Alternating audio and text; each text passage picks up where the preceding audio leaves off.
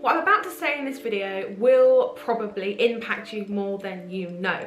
If you're a business owner of any kind, you will know what I'm talking about in this video. Hi everyone, welcome back to my channel. Today I'm going to be talking about more of a sensitive subject, but I do like to be open and honest on this channel, and it's not always rainbows and unicorns when we are running our handmade business and earning money on our terms in our own time. I believe those who are entrepreneurs, whether they're handmade or not, have to learn how to make money on their own terms, but they also have to learn how to think on their own terms and how to control their mind and their thoughts in a certain way. When you become an entrepreneur, whether it's a small handmade business or a multi-million pound company, it's natural for us to want to put everything into it. All of our time, all of our effort. We want to put all of ourselves into that business and literally do nothing else for days, weeks, months, even years at a time. Whilst this can sustain you for a good amount of time, it did me for 3 years, there will come a time where it will no longer work for you. I am a strong believer, especially now, that if you ignore the small signals from your body that you're working too hard, that you need to slow down and rest, your body will send you bigger and bigger signals that you just can't ignore. This can come in forms of maybe you have a little pain in your knee, which then goes to a bad back, which then goes into full-on panic and anxiety attacks, which then you just cannot ignore. This is exactly what happened to me recently. If this is you, then you are completely and utterly not alone. And if you've had experience of this before, please put a big capital yes in the description box below, and don't forget to hit that subscribe button for more content like this coming to my channel. Especially when it comes to selling on Etsy and just the handmade business in general, but Etsy does come with its own set of worries and fears, and if you've ever been on the forums or on any other Etsy groups, you'll know what I'm talking about. My Facebook group, however, we don't tend to talk about this type of thing. We keep things very positive and uplifting, and it's especially only for you guys out there that want to take your Etsy side hustle to a full-time business. The link to join is in the description box below. Today I'm going to pass on my tips that I found have helped me to no end to keep you leveled, if you like, and your anxiety and stress at bay as much as you can. Now, tip number 1 is don't script your week down to the last hour, minute, second, whatever. And I have especially was guilty of this for such a long time. I am someone who loves to sit down on a Sunday night with a cup of tea and my planner and plan out the week coming. However, as you guys know, later in the week, curveballs come up, life throws things at you, and you end up piling more and more and more on your never-ending to-do list. And by the end of that week, or even the end of the month, you've got a list as long as your arm, and you just feel like you're falling behind, and that's not what we want. Here's the thing that you probably don't want to hear. If you feel like there's a weight on top of you, your to-dos are piling up on you and you feel stressed, you are to blame. You have put that weight there, you've put that stress there, you have put those to-dos there yourself. So why not be kinder to yourself and do what I do instead? I don't write a list or a to-do list or anything like that. I know, right? Not having a to-do list. What the heck? I instead, every single week, I write down a list of personal goals and business goals, and I make sure that these relate to my main goals in general. So what I do at the beginning of the year, sometimes I do like a little refresh halfway through the year, but for that year ahead, I like to make a goal. Now, it can be quite a big goal, nothing too unachievable, but something enough to stretch you and make you think, oh, okay, I'll try that, but I'm not quite sure. And what I do is that I make sure to check back on these goals. Now, I have 10 goals a year. You don't need to do that. You can have 5 or even 1, but you need to make sure that your weekly action plans are only relating to those goals, because unfortunately, as small business owners, we wear all the hats. We have to do the accounting, creation, customer service, etc., etc. Now, you can outsource these things. That's for another video. However, you don't have to put everything on yourself all in one day or 1 week. Not all the things has to be completed on that day.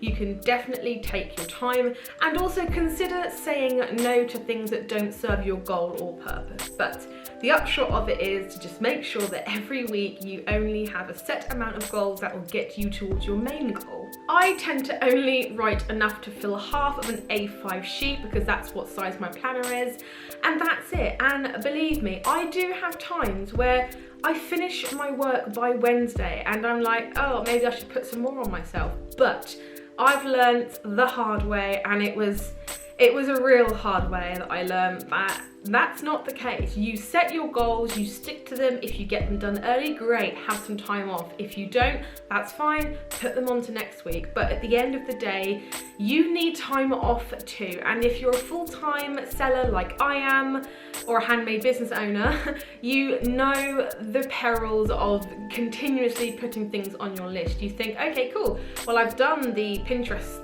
schedule for the month, I'll go and do the Facebook one now, I'll go and do this instead. If it's not on your weekly goals or to-do list, do not do it. Number 2 is journal. Oh yes, you've probably heard of this before. If you've watched these types of videos before, you're probably going to be sat there rolling your eyes to the heavens thinking, okay, all right, journal, yeah, that kind of works.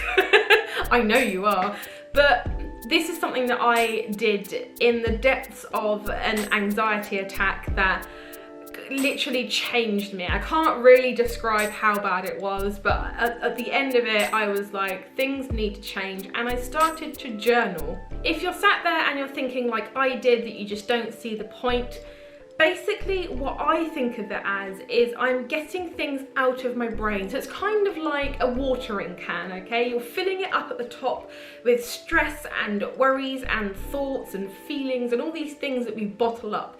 And obviously when you pour it out comes the worries and stress, or water, but you put that onto the page. You physically get a pen and paper, don't type this, physically write it down, and you're getting everything out onto the page. I found that getting my thoughts on paper has cleared my head so much, and it's really, honestly guys, if you're having any doubts about journaling at all, try it for a week and I guarantee you'll feel better. Now, if you're interested, this is what I do in my daily journal. I write my goal out 3 times. So if I've got like a main goal, so for example, you want to earn this amount or make this many sales, and you've got other little goals that kind of branch off of that, I write my main goal down, and I write it down 3 times and I say it aloud 3 times. Now, I've tried 3 times, I've tried 10 times, I've tried 5 times. 3 times is kind of a nice little thing to kind of do because you don't get too tired and too by the end of it. Write it down 3 times, say it out loud 3 times, in the morning, in the evening, at least once a day, make sure to write this goal down. I then write down what I did today to get towards that goal, and I write it in a way with pride. I write it with pride. I make sure that, you know, even if I've had a day off, that is something that I've done towards my goal because I've rejuvenated my brain and my heart and my soul, and I've made sure that I've had fun, and that the next day or the next couple of days I am raring to go back to work again. That is also getting towards your goal. So don't think just because you haven't written the sales page or the description or taken the photographs or made the product, don't think that you're not getting towards your goal every single day, because as a matter of fact, you are. I then write down 5 things that I'm grateful for. Now, you've probably heard about the old gratitude list and things like that. Some people take it to extremes. I like a simple practice, so I just write down 5 things today that I was grateful for. Now, what this actually does is that it turns your attention to the good things that are in your life. Even when things are going wrong, you're getting negative feedbacks, customer complaints, and you just feel like giving up, don't. Make sure to get your journal out first and just write 5 things that you're grateful for, even if it was for the meal that you had today, the weather, your dog barking, you know, your other half making you a cup of tea, your desk being clean, the lights in your room, the kettle that boiled the water to make that lovely cup of tea, a good book that you've read, a good article that you've read. It can be anything. Also try and think of the big things like your family, friends, partners, pets, whatever. Just make sure to really turn your attention to the things that you're grateful for today in your life. I then write down how my mood was today. Now, this is quite a good thing to do, especially if you have anxiety and things like that, because you can see and you can track how your mood has improved through doing the journaling process and through just, you know, being more aware of your own mental space and where you're at in your head. I just make a very quick note. I put happy, sad, okay, meh, not so good, angry, whatever. I just make sure to track my mood. And then I write down a bit of a free writing space of any other observations in the day. So this can be anything from, if you want to have a rant about your neighbour stealing your mail, you can do it in there. If you want to talk about a lesson that you've learned today, maybe you stubbed your toe on your bed and you thought, okay, well, I'm going to move that, or I'm going to do something else, or I'm going to walk a different way. It literally can be anything, or even something big, like you sent out an order and it was incorrect and you learned that when you're not feeling too well, let's say you had a cold and you did orders, when you're not feeling too well, don't do orders. That is something that you've learned today, and that's another observation to note down. Now guys, just off topic, I have made a cheat sheet for you guys with all of this stuff on and more. You can find it in the description box below. It's really handy if you guys have been going through this recently, or you feel like you're burning out, or your work-life balance isn't healthy. Get the cheat sheet, print it off, read it through, keep it by your desk so every time you're feeling a bit bad, you can refer to it. Tip number 3 is stay out of the Etsy forum. No, really, stay out of them. I think that when people, or a big group of people, get together to essentially moan about something, nothing good can come of that. You might feel better in the moment going onto the forums or even a Facebook group and typing out a post or commenting on someone else's post saying, Etsy is so rubbish, my sales have been so slow, I don't know what's going on, have they turned off my shop, Etsy doesn't work anymore, there's too many shops on there selling things that aren't handmade, etc, etc. Or maybe someone comments on your post and you read it and you go, yeah, that's right, you tell them. But at the end of the day, you're dragging yourself down, and although in the moment it can feel so much better to put that out there, to be honest, you are dragging yourself down in the long term. And you know, and I know you know because you're watching this channel, that deep down, you can succeed having a handmade online business. You can succeed on Etsy because I have, and a lot of other people have too. They just don't have time to go into the forums and correct you every time you're saying Etsy sales are down or someone else is saying the same thing. So just make sure that you don't surround yourself with negativity and things like that. Apart from that, the forums and groups and things that are being negative, it just breeds fear. Join positive Facebook groups and forums and things like that instead. My Facebook group is all about people that want to take their Etsy side hustle to their full-time business. The link to join is below.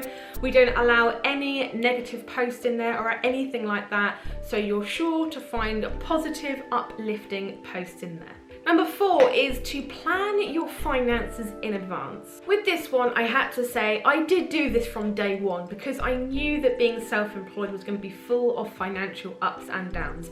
And I hate to say it, but it is, and I was right. And it is such full of ups and downs. One month you'll be making money hand over fist, the next month will be nothing. How I do this is that I pay myself a set amount every week, and that stays the same. Whether I earn a lot that week or not a lot that week, that stays the same. So the weeks or the months when you're earning a lot through your business, it creates like a buffer, like a little excess, that those weeks or months or even days when you're not making a lot, that can pick up the slack. I also pay myself weekly to avoid the monthly spend-a-thon when you get paid, because I'm sure that you guys know what I'm talking about. You see all that money in your account, you think, yeah, I'm gonna go out and spend it, and then for the next 3 weeks you're eating pot noodles and things like that. So just make sure that, you know, you consider your spending habits, you become aware of how you spend money, and plan your finances around that, and that will save you a heck of a lot of stress and anxiety in the long run. Number 5 is to take time off.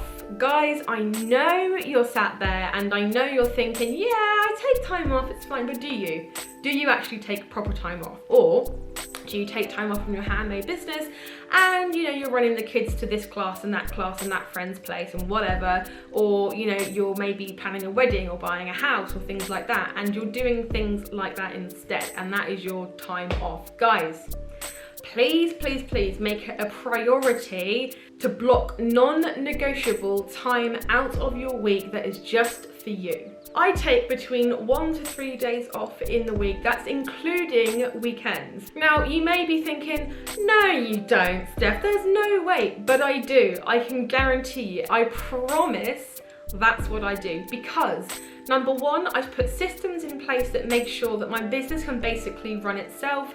I just need to do occasional creation of the products and obviously make the products and send them out. I have no help there. I make the products myself, but I hire virtual assistants to help me do all of the other things that do not require me to be sat at my desk. I also batch create these videos, so I make sure that I spend a good amount of time every week planning, making sure that the content will be useful for you guys.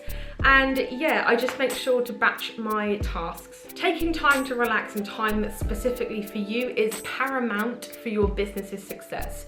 You may not believe me, you may just be sat there right now in the beginning of your business thinking, no, it's fine, time off, yeah, it's fine. I did that, I suffered. Please don't make the same mistake that I did. Number 6 is be mindful. Taking inventory of your thoughts is like a muscle. The more you use it, the better you will become at it. It's a skill that you need to practice and hone over the course of time. Our brains are wonderful things, but they can also mess with your head, which is ironic because your brain is your head. But anyway, your brains will do whatever they can sometimes, especially, you know, when you're not feeling too good, to keep you in your comfort zone. And because having a handmade online business is considered outside of the status quo, it can often mean that you are doubting yourself, that you have imposter syndrome, you kind of tell yourself that it's not going to work, you know, your items aren't very good. It will do whatever it can to keep you in your comfort zone. Be conscious of any thoughts that come up for you and ditch the unhelpful thought patterns. This is where your journal is a fantastic tool, because obviously you can look back and see what you've written and kind of understand more how your brain works. So I know, for example, that whenever I'm feeling anxious, nervous, scared, like I've got an imposter syndrome, like my product isn't very good, that is a good sign, because it means that I'm doing something that's pushing myself out of my comfort zone. And I actually search to feel like that now, because whenever I feel like that, I know that that's a good sign. It's a kind of you learn to love the pain type thing, which is very, very odd, but it does actually work. If you ever feel scared or fearful or anxious or really just severely uncomfortable in your business, that is usually a good sign. Number 7 is get outside. I was the worst at this, and I probably still am. There are days where I don't leave the house, and that's not good. Computers are great and you can do so much with the internet, but nothing beats getting outside in nature, talking to real human faces, and it does make you feel so much better. Number 8, and the last tip, is that know that fear of success is a real thing. Yes, that's right. I bet a lot of you out there have a fear of success that's being disguised as something else. Does this sound like you? You don't make those new products, you don't change your SEO, you don't change up your packaging or learn from other Etsy shops or do the research or watch these videos, because deep down, you're afraid that that will mean an influx of orders that you can't handle. It's actually a real thing. Think about it. Again, take inventory of how you think when you consider your business booming, taking off. How do you feel? Do you feel expansive? Do you feel very worried? Do you feel like unsure, nervous? Make sure to note these down, because believe me, your past experiences can impact your future a heck of a lot. So let's say, for example, that you saw a family member open a business, get an influx of orders, then an influx of refunds that then made their business fail.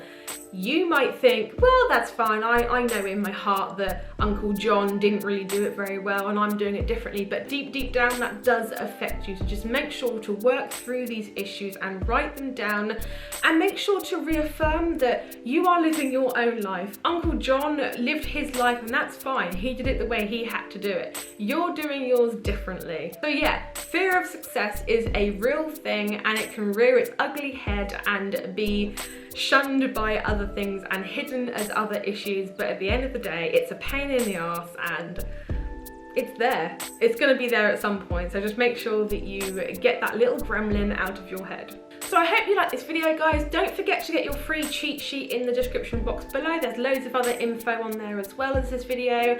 Subscribe if you haven't already for more content like this coming your way. Give this video a big thumbs up. Join that Facebook group, because my Facebook group is so good. We have a really cute, loving little community in there that's ready to help you out when you're having your self-doubt and fear of success. I shall see you in the next video, guys. Thanks for watching. Love you all. Bye.